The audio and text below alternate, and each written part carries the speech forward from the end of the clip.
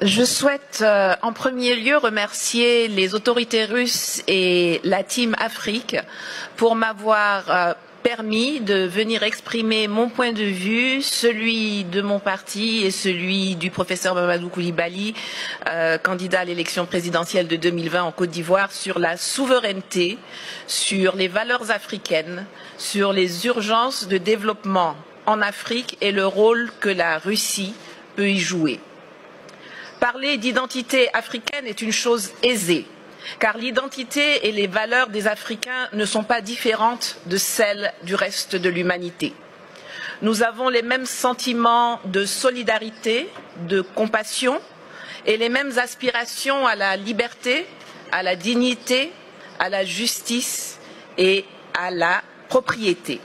Pourtant, force est de constater que, après l'esclavage, après la colonisation, après les pseudo-indépendances, on ne nous a reconnu que le droit d'être libre, mais seulement au sein de l'enclos français. L'Afrique francophone est encore aujourd'hui, en octobre 2019, sous le contrôle de la France. Cela remonte à 1984, lorsque les puissances coloniales se sont réunies à Berlin pour se partager l'Afrique, sans que les Africains aient leur mot à dire. L'Allemagne, l'Espagne, l'Angleterre, le Portugal ont compris depuis lors qu'il fallait sortir du schéma de la conférence de Berlin et redéfinir les contours d'une nouvelle coopération avec les pays africains. Pas la France, qui avance sans bouger, en portant des masques et qui considère toujours le continent africain comme sa propriété. Les peuples d'Afrique, et particulièrement la jeunesse, revendiquent pourtant avec de plus en plus de vigueur leur besoin de démocratie, leur droit à l'autodétermination, le droit de décider avec qui ils veulent commercer, avec quoi ils veulent payer ce commerce, sans qu'on les place sous la tutelle d'une ex-puissance coloniale qui se présente toujours sur la scène mondiale comme notre porte-parole et notre avocat. Nous voulons sortir du franc CFA, que Paris, avec la complicité de ses laquais africains, veut pérenniser sous l'appellation ECO et qui ne permet aucune industrialisation de l'Afrique francophone. La conquête de notre souveraineté monétaire est capitale, car la seule stabilité que le franc CFA garantit aux pays qui l'utilisent sont la mauvaise gouvernance, la pauvreté et la corruption. Nous voulons le démantèlement des bases militaires françaises, qui, sous le couvert d'accords de défense bidons, ne servent qu'à permettre le pillage de nos ressources, l'entretien de rébellions, l'entraînement de terroristes et le maintien de dictateurs à la tête de nos États. Nous refusons que la France continue d'usurper la voix de l'Afrique à l'ONU, qu'elle soit à la base de quasiment toutes les résolutions concernant le continent. Les pays d'Asie ont appris à commercer avec les investissements directs étrangers, alors que nous, on nous saoule avec l'aide publique au développement. Résultat, aujourd'hui, eux, ils sont BRICS et émergents, et nous, nous sommes des mendiants qui sommes très fiers d'être qualifiés de pays pauvres très endettés. Cela doit changer, cela va changer, et la Russie a un rôle à jouer dans cette évolution.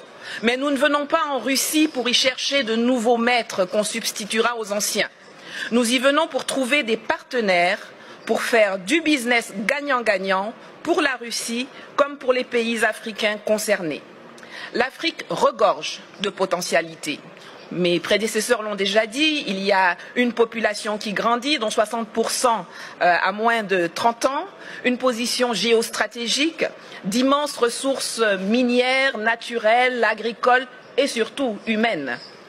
Sur le plan militaire, la présence de la Russie, qu'il n'y a pas de tradition coloniale, peut permettre de rééquilibrer les choses dans les pays francophones. Et je crois que l'exemple centrafricain dont Madame la ministre de la Défense pourrait mieux nous entretenir est l'un des plus parlants.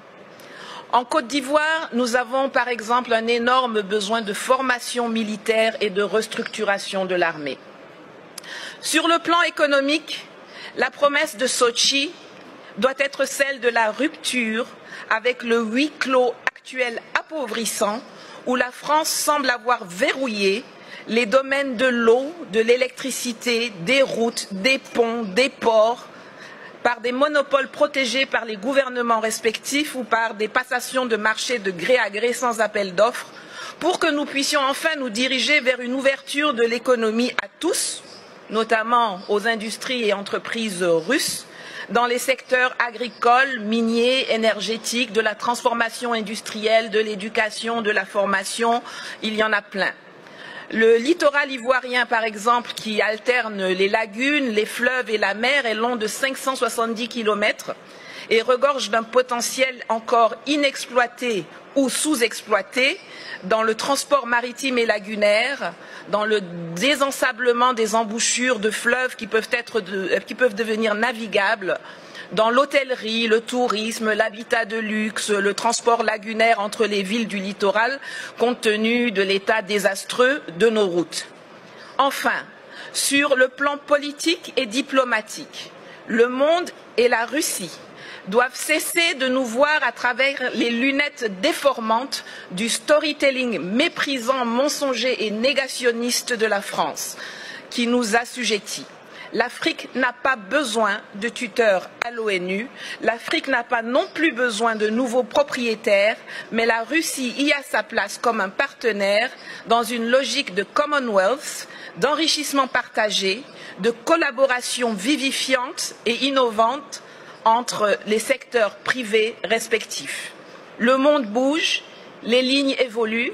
L'année prochaine, 2020, est celle d'élections présidentielles au Togo, au Burkina Faso, au Niger, en Centrafrique, en Guinée et en Côte d'Ivoire, pour ne parler que de l'Afrique francophone. Espérons que celles-ci verront l'arrivée au pouvoir de dirigeants réellement choisis par les peuples, qui privilégieront enfin l'ouverture sur le monde et de nouvelles et innovantes opportunités d'affaires à l'asservissement bête et stupide aux colons d'hier et d'aujourd'hui. Je vous remercie. Спасибо.